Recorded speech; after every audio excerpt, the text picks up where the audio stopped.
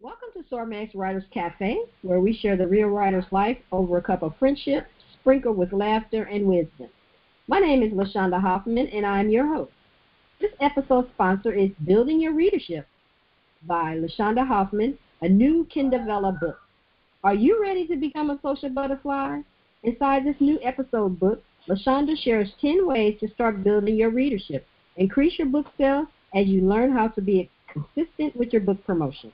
Each episode includes action steps to implement to help you become a social butterfly. Check the show notes for the link. Today, sitting at the cafe with me today is Danielle Butler and Faith DeVeaux. Welcome, ladies. Hello. Hi. All right, so we're going to get started as we always do. We're going to start with Miss Danielle and see if she would tell us a little bit about who she is, what she writes, and hopefully give us an excerpt. Go, Danielle. Yes, so thanks for having me here at the cafe. It's exciting to be here. I've got my cup of tea, and I'm so ready for this. But I am Danielle Butler, and I am a 7-time author of devotionals and children's books and memoirs. And I think that tonight I'm going to share something from my book called Thoughts and Prayers for the Postpartum Mom. Although I wrote it from my own postpartum journey, I've been told that it's really for just moms. So here we go. It's called Against Resentment. Have you noticed how quickly and easily resentment and bitterness can creep in? Sometimes it starts as something minor, and then you focus on it or think back to it, and it grows. Next thing you know, you're resenting your partner because the baby is not hanging from their chest in the middle of the night, or you're resenting a friend because she still has time to get her hair and nails done without booking a sitter. Regardless of the infraction, it is important that you don't allow resentment and bitterness to take root in you. Remember that the circumstances are temporary. Reflect. Is there someone or something regarding which you felt a deepening sense of resentment? What is causing the resentment? I.e., what do you feel you're missing, not receiving, or achieving? Dear Lord, help us to guard our hearts against resentment and bitterness. Show us how to embrace the season that we are in with gratitude and not be jealous of the others that we are observing. Help us not to allow our relationships to deteriorate because of resentment. In Jesus' name, amen. And the reference is Ephesians 4:31. Get rid of all bitterness, rage, and anger, brawling and slander, along with every form of malice. And that is Against Resentment from my second devotional, Thoughts and Prayers for the Postpartum Mom. As I mentioned, I'm a 7-time author, and I am the award-winning children's book author for the Adventures of Zoe and Zachary series, which is based on my children. And I'm just excited to be here and to kick off this conversation. So thanks again for bringing me in. Thank you. That was a good excerpt. Yeah, amen. That was good. About resentment, because I need to get that from my daughter because she just had a baby, but I don't want her to be resentful. Absolutely. Congratulations to her. Thank you. About being a mother, being the thoughts that go in your head while you, like you said, this baby holding on to you and he over there sleeping. Exactly. That part, which is useless. This is useless. Yes. It's so interesting. I'm looking at, I'm a grandmother, but I'm looking at it from my eyes to her, at her being a new mom and the different things she's doing. And I'm able to give her the feedback that I wish somebody gave me when I was having to. And I of course. I stayed a whole week with her when she had the baby. I was actually in there when the little person pushed out, and and she asked me to be there, and I was like, you know what, just the daddy to be there, like he's not be there too. So both of us was there, and he kept telling me he was glad I was there. But I offered to her a whole week of mommy at her house, and at first she said no. Gosh, and so amazing. I said, Mom was going to come because my mother was going to come and stay with me, and my husband told her no. I didn't know that after the fact. Like, why aren't you listening to him? I'm the one that needs you, not him. But I remember that, and so I told her I'm going to come over, and I was so thankful that I was working from home, so all I had to do was just go over there and I told her I was the chef, I was mama, I was whatever she needed me to be. And and her hardest part was going to sleep. She wouldn't go to sleep because she's, it's a new baby. You're, worried about him. And I told him, I said, yeah. you just sleep. And I told her, I said, one of the things that my mother told me was to sleep when they sleep. And the first month I didn't listen to her, but the second month I said, They'll wake you up when they, nap. I heard you say, Danielle, you was taking a nap. I was like, look, you ain't getting no nap with no kids, so you got to enjoy all the naps you can get. And my mother told me, you go to sleep when she go to sleep. I was like, really? I got so much stuff to do. She's like, it'll still be there. And she was right. Absolutely. Go to sleep. You just sleep when you're sleeping. So, yeah, I definitely have to order that for her. Miss Faith, please tell us a little bit about you. Okay. Hi, I'm Faith DeVeaux. I'm mostly a filmmaker with a couple of films out, but I've got my book, When Duty Calls. It is historical contemporary fiction, romance, based around the letters that my father and mother exchanged when my father fought in Vietnam. And he was a chaplain in the Army for 30 years. And so I was really glad to hear this excerpt from you, earlier, because I felt very at home and everything. So that was really good, very nice. I'm going to get that book for people I know. But I'll read an excerpt. This closest letter to today's date is October 9th, 1969, and I'll read pieces of the letter. And I changed the names of everyone out of the letters. So, but some people know who they are. But here we go. My darling Anita, this change of units is working at least one hardship on me. No mail. I guess letters from you are being forwarded from the depot until the address reaches you, and you start writing to this address. It will be good to hear from you soon. I have not written to my mother or to Vera. I'm going to drop a short note to my mother tonight, I think. I'm getting settled in. There's a lot for me to get accustomed to again, infantry terms, tactical briefings, and the get up and go of staying abreast of what the various units are doing next. Again, I have lucked up on a good division chaplain, I think. He is very active and anxious to get a good job done. Let's see. I will have to do a little bit of psychology on the other chaplains in the brigade. The priest is a chaplain and is a captain and anxious to prove himself. The other two chaplains are majors whom I outranked by a little less than a year. One was given to believe that he would be brigade chaplain when Fletcher left. Now I'm here. He seems to be very willing, however, to do his best. He's a Lutheran with a lot of initiative and apparently a good troop chaplain. The other is a Southern Baptist who is on a second tour of Vietnam. He thinks highly of his Oakleys and talks about how he's not getting the respect or support that a field-grade officer deserves. He is disgruntled for some reason. I'll have to find a way to smooth his feathers and get his cooperation. I'm hoping his Louisiana background won't prove a stumbling block. There's nothing I can do about this suntan. Smile. I got in. Take a look at the sedan. I saw a few pictures and thinking that might be the good car for persons in our position. Tell me what you think. Also, tell me about other cars. I've seen the sports cars. I don't think they have much to do this time.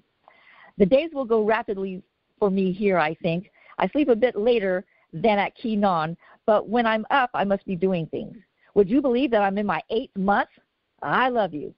Stay well and stay in love with me. Love to all. God keep you in peace. All my love, Tom, and with an X for a kiss.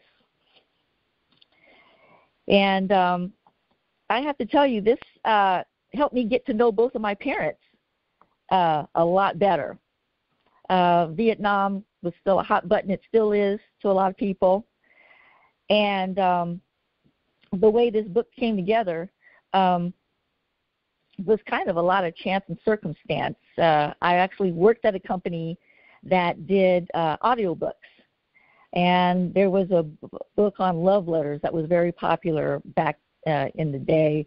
And couple of stars who were married in real life were going to read it for us. And so everybody around the office was buzzing about love letters and what they had and everything. And I got a copy of what we were producing for my parents because I always thought they were such a great couple and everything. So my mom says, well, I have Daddy's letters from Vietnam. And I went, what? And she says, yeah, he doesn't know I have them. And we had to break the news to him. He was very, he got very anxious.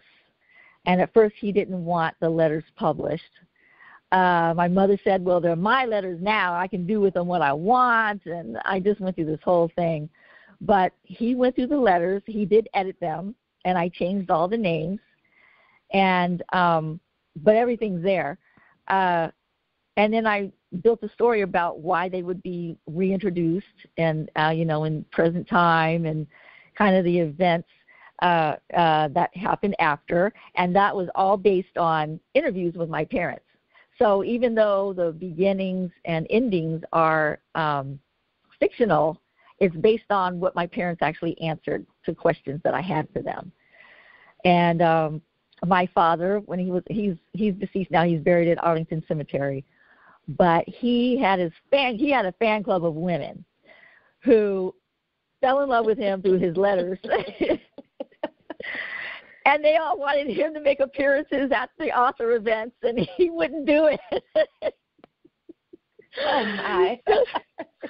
So my mom came with me to several of them, and one time she said, I'll get him. He's out there. He's here to pick me up. I'll get him. I'll get him in. I said, okay. And she came running back in. Daddy told me to get in the car. I got to go. Bye. So he just shy. He was so shy and everything. But several veterans have bought my book, and they had him autograph the book as well. They wanted to hear from him. Right.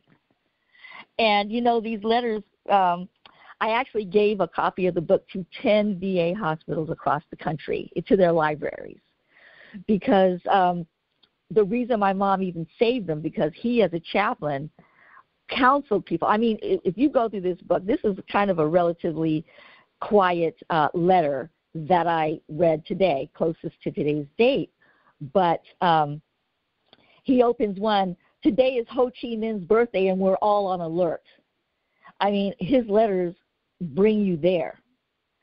And even his last letter, I'll be back in 8 days. He really feel like he's there. He describes the terrain. He describes what he has to do.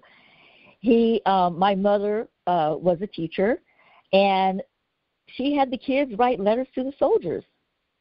And my father wrote in there that there are a lot of men that don't hear from anyone, and they had the kids write, and my father would pass the letters out to, the soldiers that weren't getting anything. It was an amazing, it's just a lot I learned from him. And Vietnam, like I said, was a touchy subject for him.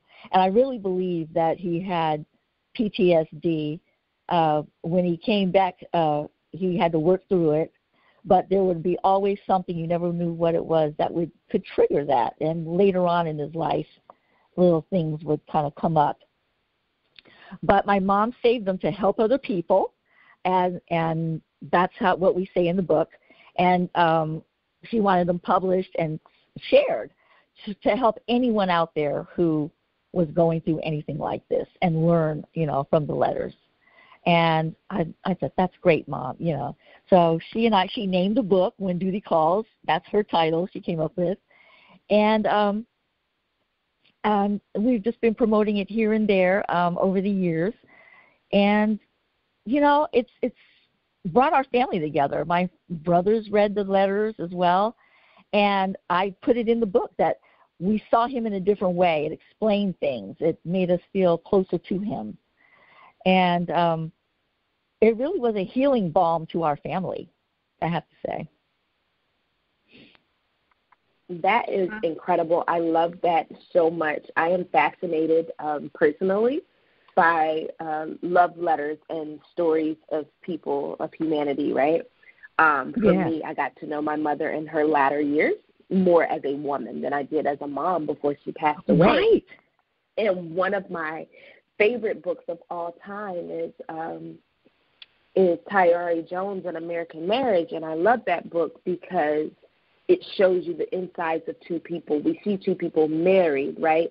But understanding them as the individuals that make up that marriage is so beautiful. And so I was listening to you reading that, like, oh, I can't wait to get my hands on this, because so many times and I've already loaded into my Amazon cart, so that's that.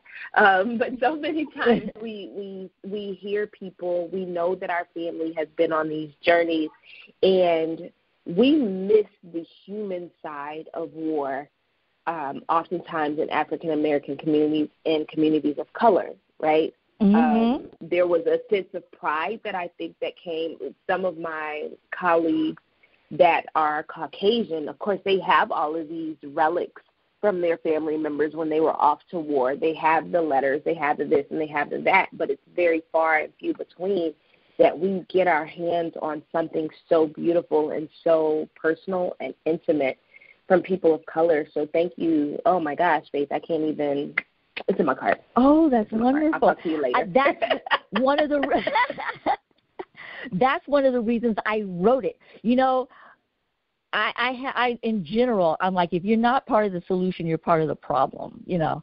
Yeah. And I feel like if I have information or knowledge or access to something or something, if I just hear sort of things out there, I'm like, well, I was actually able to say, there is a book about a black soldier fighting in war, because I wrote it. You know, it like, you don't want people going in a certain direction or feeling, you know, some of this is to help soothe feelings. And you know what I did? I actually, a few years ago now, on Veterans Day, I flew I got a flag and I had it flown in honor of all the black Americans that fought for this country on Veterans Day. And absolutely, if you look in their log, they have that. You know, there's things, and I donated the flag to the Buffalo Soldier National Museum so that we can see, you know, there's things out there that we're still hurt by, but if we just do something to move it forward, change the narrative, you know. I stated earlier I was a filmmaker. I'm still trying to finish a World War II documentary. You know, my father followed his father's footsteps. So my father's career was kind of rare. His father's career was even more rare. And my grandfather accompanied an AME bishop around the world on behalf of Roosevelt, visiting all the black soldiers that fought for this country during World War II. And this goes back to letters. Black soldiers were not able to write home. The bishop bought 300 postcards, prepaid postcards, and gave them out to soldiers who could write home to their families. You know, it's just, it's like we got to do something, you know. And, of course, my book, you know, the Internet wasn't here yet. Well, actually, the Internet was with the military. It wasn't for us yet, you know, regular citizens. But, you know, they had stuff, and my father mentions in here stuff about cable television that really wasn't in, you know, regular people's homes yet. And those soldiers, they were watching the protests on TV. They could see the protests here in America while they're over there in Vietnam fighting, and they see the Vietnam protests. And I thought that was he just puts all these little things in there that they're not just letters. He brings it alive, and that's why I wanted them published, because he brings you there, you know. And I want people to understand, you know, and he wanted people to understand what soldiers were going through. There's a lot going in there. There are race fights, you know, fights between the races. There are suicides. That's another reason I changed names, because I didn't want the family, you know, of the man that committed suicide, the names. So we changed all the names. But I met some soldiers who served over there when my father said, oh, I know who that is. I'm like, oh, goodness. Well, you need to be quiet then, sir. Yeah, exactly. I don't need anybody giving real names out there. But it became a cause. It's a book, but it's a cause. And I just want people to, the reason I wanted to spread, the reason I talk about it is because I wanted to help people, you know. That's incredible. I'm sorry. Go ahead, LaShaunda. Oh, okay. I'm a Navy vet, and I wrote lots of letters when I was in the Navy, and it was like pulling teeth to get the men to write back. So I think it's fantastic that your mother got him to write her letters, period, because African American men do not write letters. Right.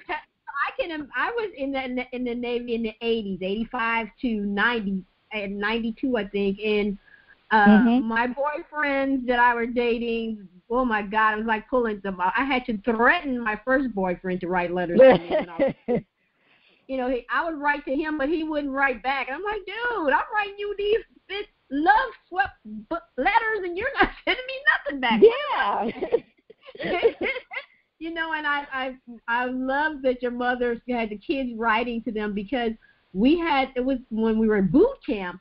You got your letters on Sunday, and so women in there it was 81 women in there, and probably 20 of women got letters, where the rest of them did. Wow. My mother always sent me a letter, and then my dingy boyfriend would send one every other time, while I was in there. But I think about how many people who didn't receive letters, and when I was stationed in Florida, we had a incident that was going on, and so they had a lot of guys that were overseas, and so they asked would we write letters and be pen pals with some of them, and I had like 2 pen pals that I wrote letters to. But I wrote because I remember I got letters, but I could still feel the pain of those people who didn't get letters. That's wonderful. I'm glad you did that. And nobody says your name, and you're just sitting there. I had a beautiful mom. My mom sent me care packages, and I was having a Dorito. I love Doritos. Yeah. So when you're at boot camp, you get no snacks, you don't get nothing. And I guess I talked about Doritos so much. My mother sent me a care package with the Doritos and cookies and stuff like that. So for everybody. And one of the things that she did, because back then I loved Days of Our Lives, and so I was in love with Bo Brady, and I was missing him. I didn't know what was happening on Days of Our Lives. I would eat my Doritos and watch Days of Our Lives. And so she she would send me they used to have the soap opera summaries in the newspaper. So she would. Oh yeah, they did. Yeah. To send that to me, and so I would sit up, and everybody was like, people talk about you until you get something. And they're like, who wants to read about the soap operas? Well, the other lady like, we do. I would give it to one of the ladies. She had a really beautiful voice, and she would get up and she would read the soap operas. And oh, that's great! Children first, and she would read the different things and stuff. And when I'm listening to you talk about this, and I'm like, man, people don't know how important mail is to a soldier, to a sailor, to a Marine, right? Air Force, Army guy. I still do that. It's so important, because most of the time that's all you got when you're there. You don't get to talk on the phone. Some boot camps you didn't get to talk on the phone. Thank God, the guy that we were with, he realized that women need to talk on the phone. He said, guys are different, but women, y'all are shut down on me. And he let us talk every Sunday. He would let us go and talk to our parents on the phone. And most of us, he used to threaten us, if you cry, you getting off the phone. So we sucking up our tears and talking, what the world?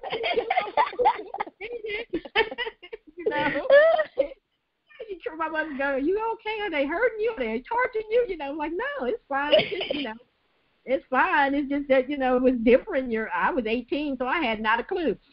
Right.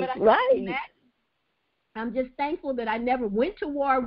I was in the time frame where we went to Afghanistan.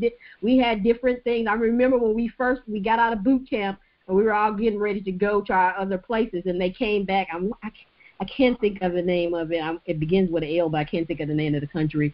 But they decided that they were going to ship all the men that were at our boot camp to that place. And we were all crying and hugging them and, praying for them. And they all got shipped out. And that's when I realized, ooh, I am in the Navy. Yeah. Yeah. Wow. Wow.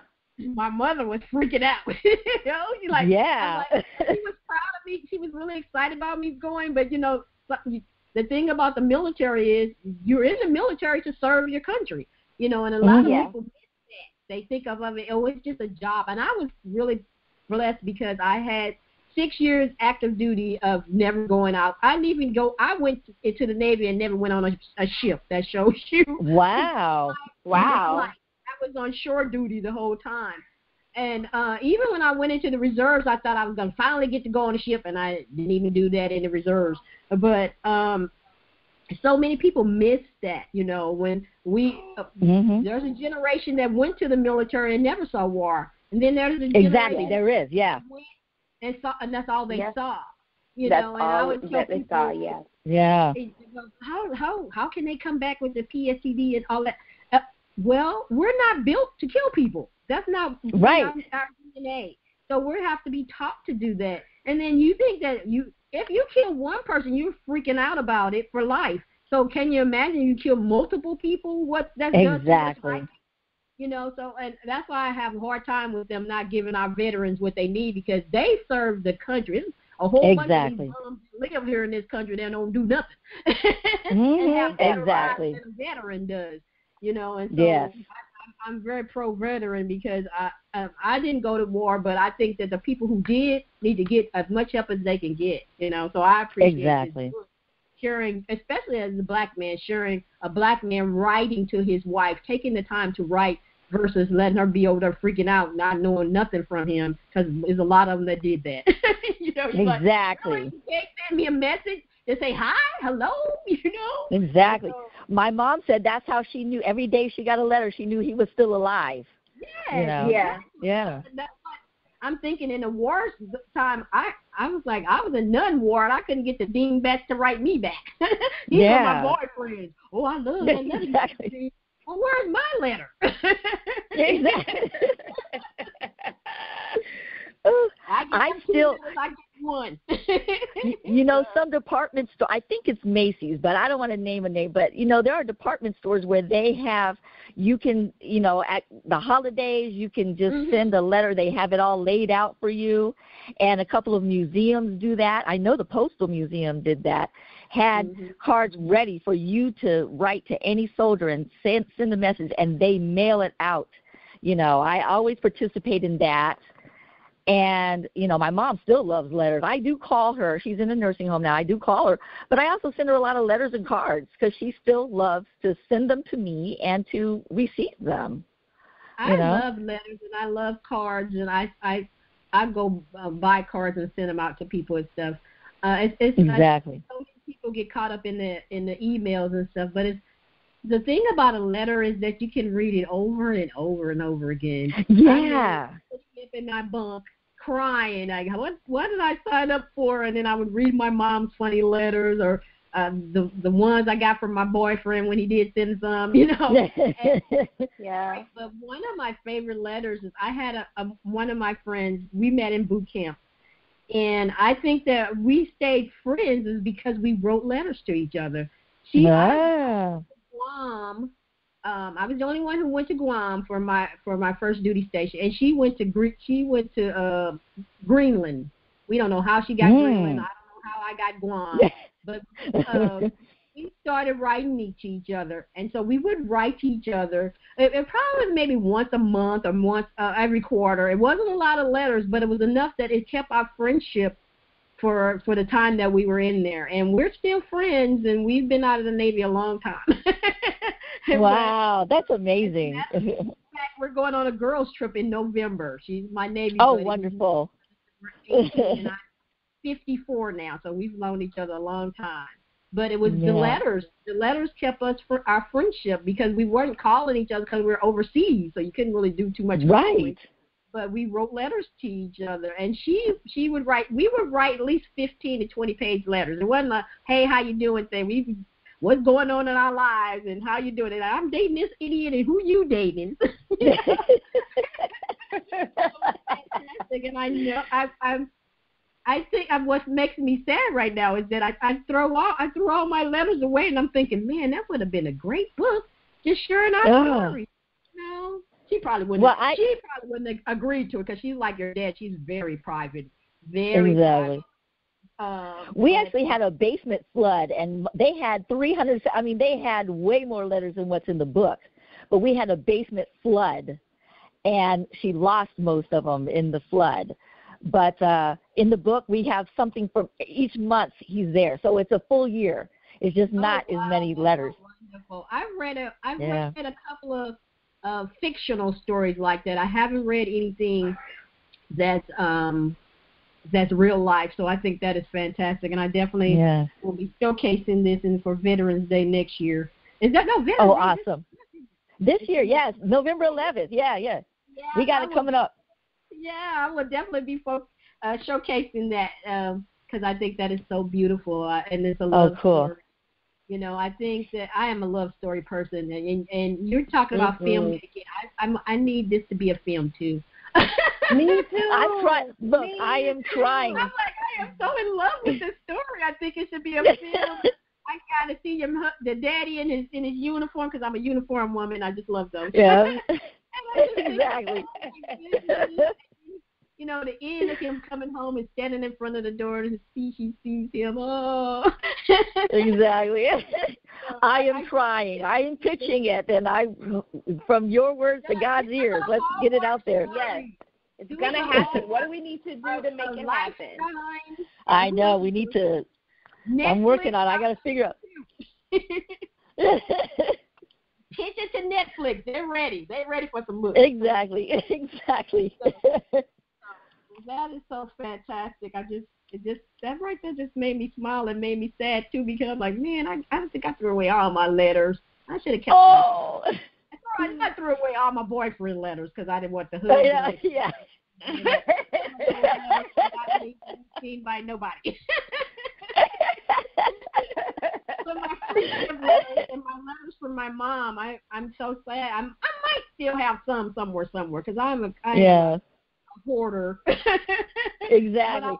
I have been digitizing my letters. I have them. You know, you can get those books where you have it digitized and then you can put it in a book.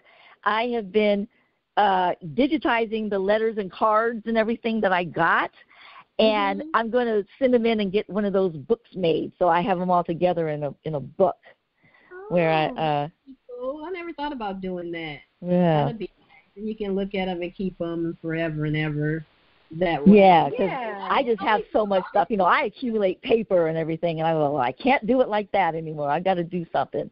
And so that's the once, and I'm seeing if there's any other solutions. But that way, at least I have them together, and they're right there. And well, I'm glad that you appreciate your parents' letters versus throwing them away, because some kids don't appreciate stuff, and they just, throw. My sister just sent me a message this week and said that she found 2 of my mom's Bibles. She's like, I don't know what I'm going to do. Oh. And I said, she's like, do you want them? And my other sister was on the thing, so she said, yeah, it was 2 of them. So I said, I'll take one and she'll take one. But I plan on putting it in my curio cabinet because I put everything in there. But I'm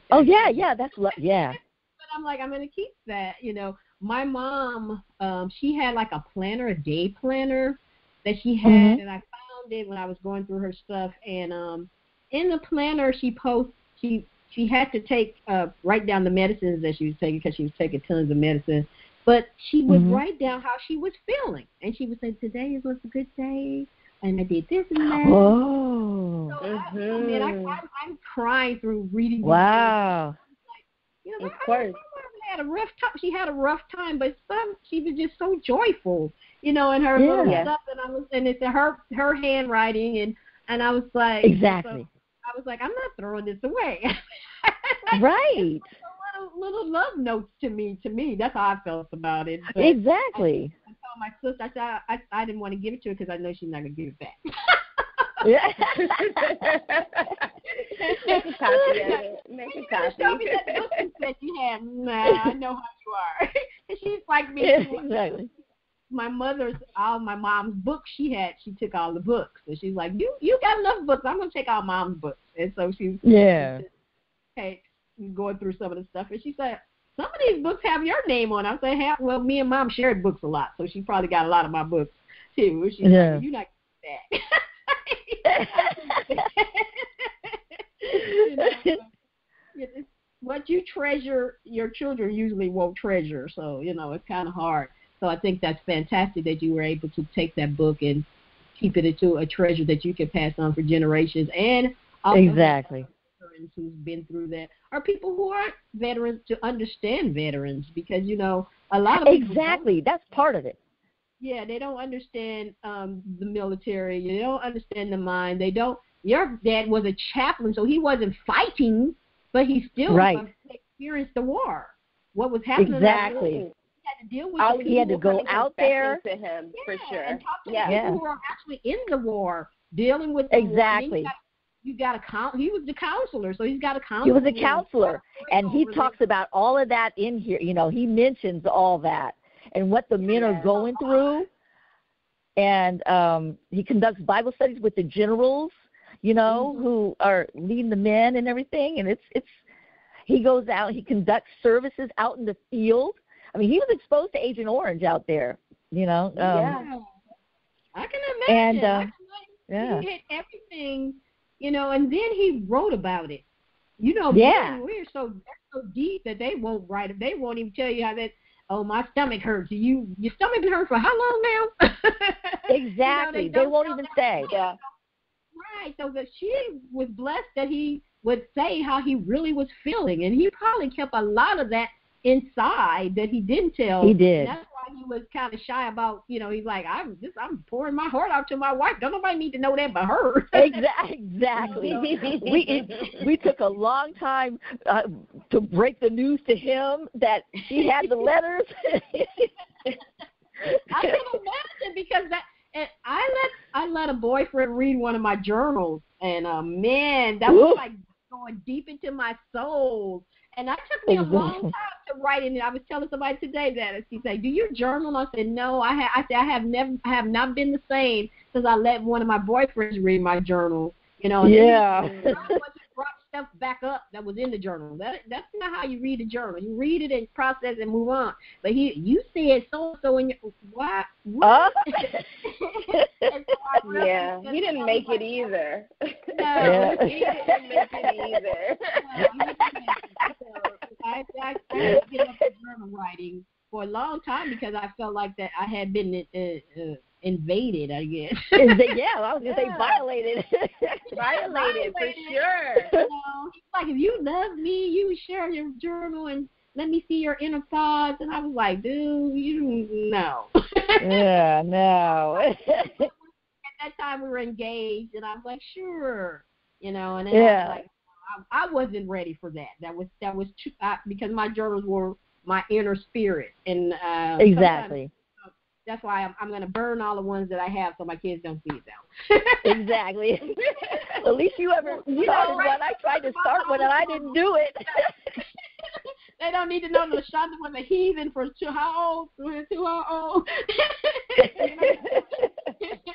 I'm saving mine. I'm saving mine for my kids. I want them to see the start and the stops because I have a bunch of them that I've started and never completed. But I also want them to see the evolution of me as a woman. My mom left me. Well, she didn't leave me, but she left a couple of journals when she left this earth that really closed the gap on some things for me. I was like, that's okay. Look at you as a woman, right? Yeah. Like, look, that would explain why you look that way, or why you responded to me the way you did when I told you that I cut the edges of the bread off, right? Like, I cut the edges of the bread off. But if she had a thing in her journal, it was like, well, that was a punishment back in the day, so I'm sorry, that kind of a thing. So I'm trying to be very intentional about leaving them for my children. And my daughter is 9, and I encourage her to journal now, too. I don't read it. She every now and again will ask me if she can read something out of it to me, but I'm like, that's you. That's your safe space. If I notice something about you that I feel like it's going in the totally wrong direction, I'm going to ask you first, and then I'm probably going to do some digging and take a peek in it. Yeah. But I love journaling. Journaling saved my life on many occasions. That's good. Oh, cool. Yeah. I don't even think I told her about journaling. I just saw her one day, and I'm, what are you doing? She had planners, and she write her stuff in her planner, and she's like, I keep everything like this. And I'm like, wow. And I was just like, it was just naturally. She just did it naturally. I didn't even talk about journaling to her, but she just did it naturally. Wow. No, we talked about it. I told my daughter, I said, let me be very honest. Like, yes, I'm your mom, but I'm also a person too. And sometimes I just don't have the capacity for all of my stuff and all of your stuff and all your brother's stuff and all of your dad's stuff and. But the one place that I know that has the capacity for it is your journal. And if it's something that's beautiful. Write that journal, that absolutely come and talk to me about it. But in this moment, I just don't have it to give to you. Like, I don't have the emotional support that you would probably want or need in this moment. So you should go write about that, because the 4th grade drama for me or the 3rd grade drama is a little bit different right now. And it works. It works. You know, she'll give me a few days. And she went through a monster stage. I call her the monster. She was from high school, from freshman to senior year, she was a little monster. And I used to tell her, when does the princess come back? And she's like, what? What do you mean by that? Everything set her off, you know, and I was thankful that she had a better relationship. She had a good relationship with her dad. I had an excellent relationship with my mom. She was my best friend. And so I had a hard time with me and my daughter not having that. And one of my friends at work, she told me, she said, LaShaunda, there is no rule that says that you have to be friends with your child. You just can that part. And I was like, wow. And that set me free, because the time that she hurt my feelings, and I was like, wow, how I don't think I might have said some things that hurt my mom's feelings every now and then, but I don't think I did it deliberately, you know, like something a monster. And you know, and I was like, oh my goodness. And when she went off to college, she was in rare form. We moved in, and I realized that the reason she was acting like the little whatever she was acting like was she was scared. Scared. So she put on a defense, mean. And we were walking around, and I'm like, look, you treating us like we're Hebrew slaves here. We just here to move you into your college dorm and help you out, but we can leave. And we can be gone. Absolutely. Mommy, I'm sorry. She apologized, and she said, you know, I'm just a little stressed out. And then I realized, I'm like, she's scared. So she's putting up a defense, and she's snippy and snappy because she's scared. And I looked at her a different way, and I realized, you know. And then I went back to my mom and me when I went out to the Navy. Yeah.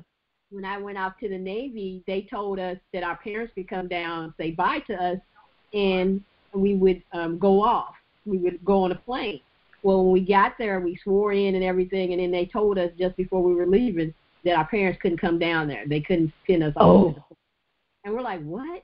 And they come to find out they do that all the time, but I didn't know at that time. Wow. No, I wouldn't have guessed that. Oh, man. You know, I call her on the phone, and I'm crying. I'm like, we're just going on the plane. They're not going to let us talk to you with nothing, you know. I'm like, this is the bull. You know, I'm all upset. And she stayed calm and didn't say anything to me.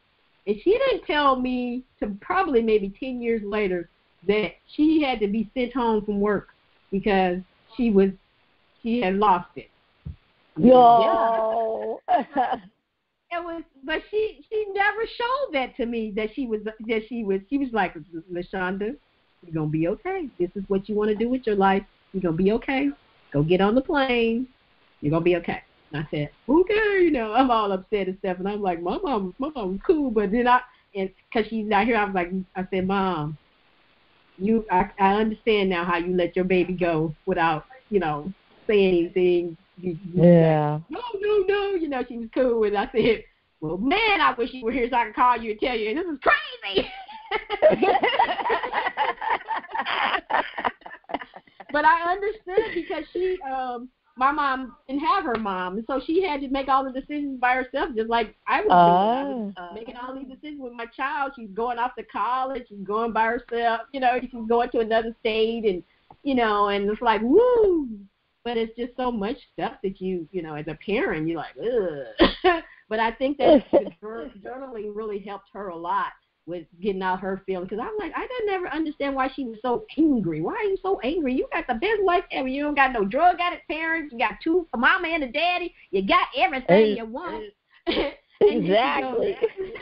She goes, you know what, Mama, I loved about you? And I said, what? What is it? She said, you make it happen. You always made it happen for us, Mama. And I said, well, I got that from my mama. She made it happen, and you don't know how to. Y'all got to rub two nickels together, but I'm gonna make it happen. You're gonna exactly. And I always the worst days you think are the worst days is the kids' best days. They're like, oh, that was great. We love that. And you're like.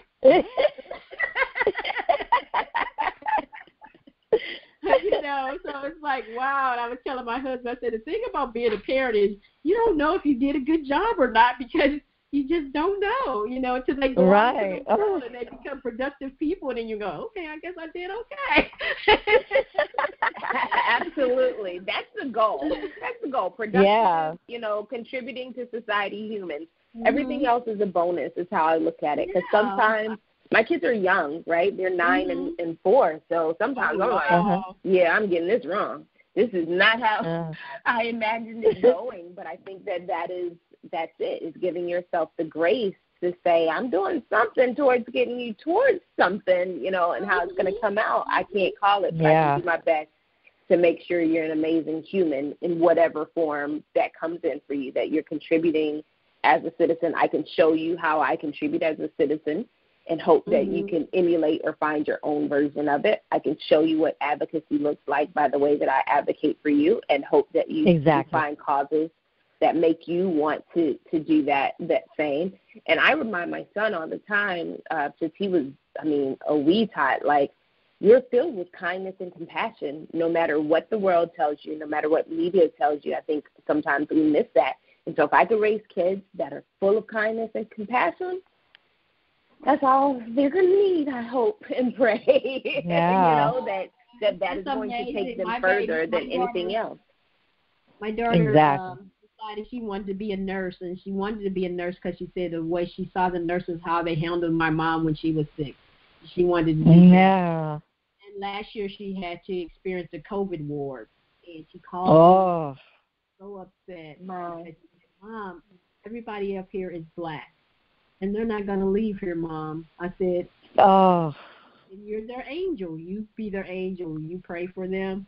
You give them the best care that you can give them, and they'll leave here happy. And she said, okay, because she was crying, and she was so upset. And she's like, this COVID is something else. She had been doing COVID. She had been working at the hospital, but she hadn't been working in COVID. And I kept, I guess it just kind of was like, sometimes for kids it goes over their head. They're like, yeah, it ain't that big deal. They just making a big deal out of it. But when she went on that COVID ward, she was like, woo, and I said, you see it now. She's like, yeah, I see it, Mama. And it's she's like, we got to take care of ourselves. We got to make sure we don't get on this ward. I said, I know that's right. But she had really, she was just so compassionate, and I was like, I made that little person right there. That's what I made. Exactly. Pat on the back. Yeah. Now that she's a mom, I see this stuff, and she's like, Mom, I'm doing like you used to do us. And one of her favorite people was Blues Clues. She loved Blues Clues. And she's introducing her baby to Blues Clues, and that just brings me to my She's like, Mom, I said, I already know you love Blues Clues. You love Blues Clues way before you was posted him. You should have left him alone, but you just loved him. She loved him and Blue's a girl. She loved Blue so much. And I said, I'm just thankful that you're able to share it with your child. I think that's so cool that you love. I guess the people I shared with her was the Sesame Street people, because we didn't really have too much. She loved her some Elmo. That was her first love, Elmo. She loved Elmo, and then she fell in love with Blue. She dumped Elmo to the curb. But it's kind of cool to see that. So, it's full circle. Yeah. Man, I have enjoyed talking to you ladies. This has been fun. Look, I have not asked y'all one question. Being a veteran, letters, postpartum, all kind of stuff ain't asked not one. Exactly. So I'm going to ask one question. What has surprised you most about being a published author? Ooh.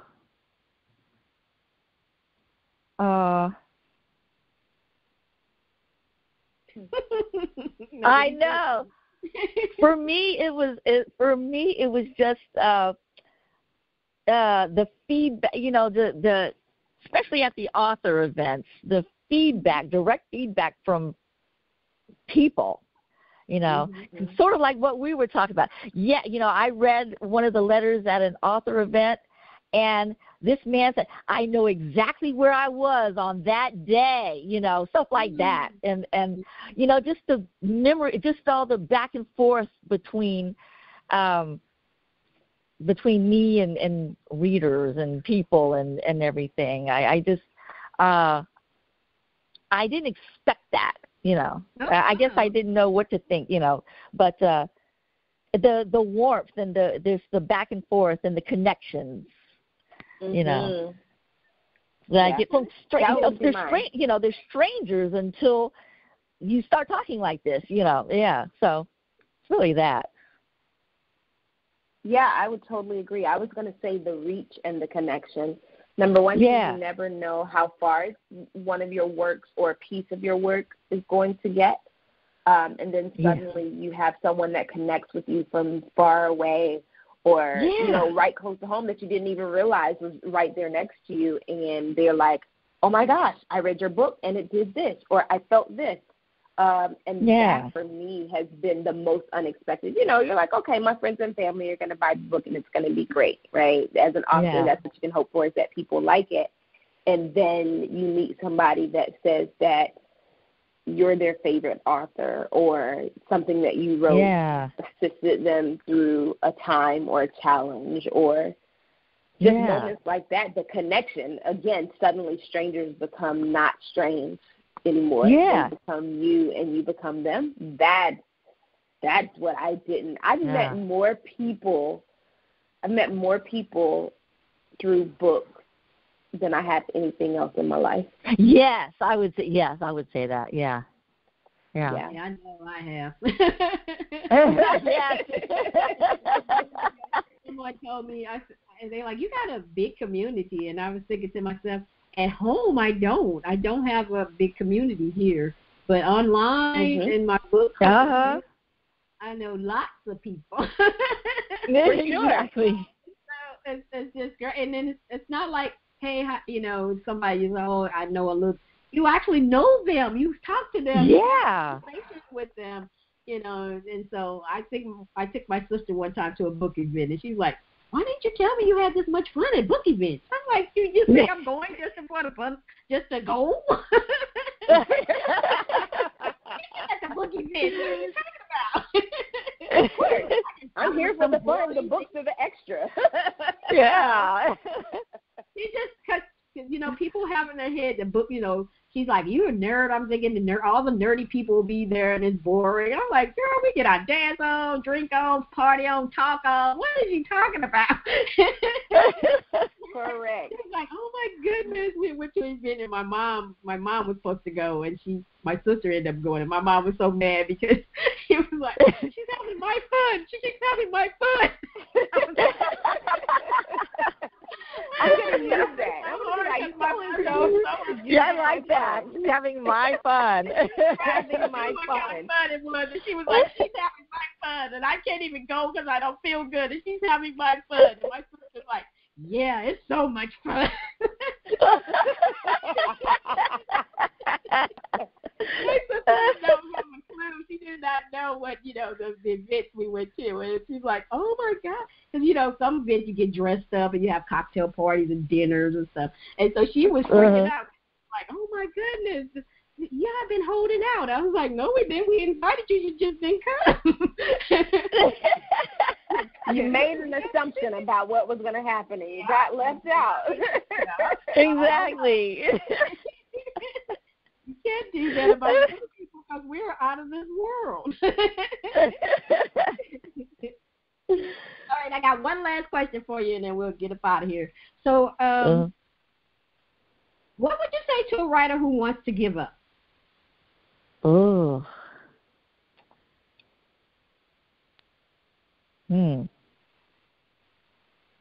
That's your best writing yet. Keep pushing. Yeah. I feel like the one that feels the hardest, is the one usually that has the most impact or potential. And if it doesn't, it's the one that breaks the way or opens the door for the one that will. Yeah. Yeah. I encourage people to not give up And I encourage, just do a little bit every day. Just do a little, no matter how little, just do a little bit. And just keep doing that little bit as you keep going forward. But don't stop. Yeah. Yeah. Oh, that's really good. Good information. Mm-hmm.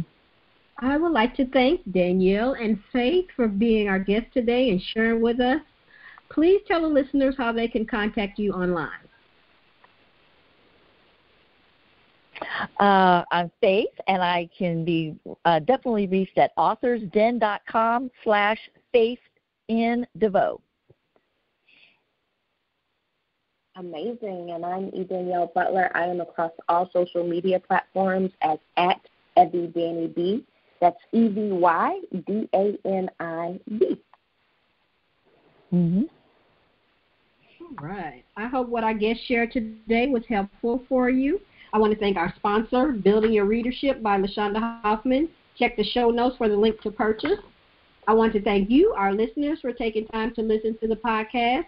I have 3 questions for you. 1, did you learn something from this episode? If you did, please share the podcast with your community. 2, would you like to be a guest for an episode? Contact me at onestoremeg@gmail.com. One last question. Have you promoted your book or business today? If you haven't, go showcase those wings. Someone needs what you have to offer. This is LaShaunda Hoffman, and I will see you on the next.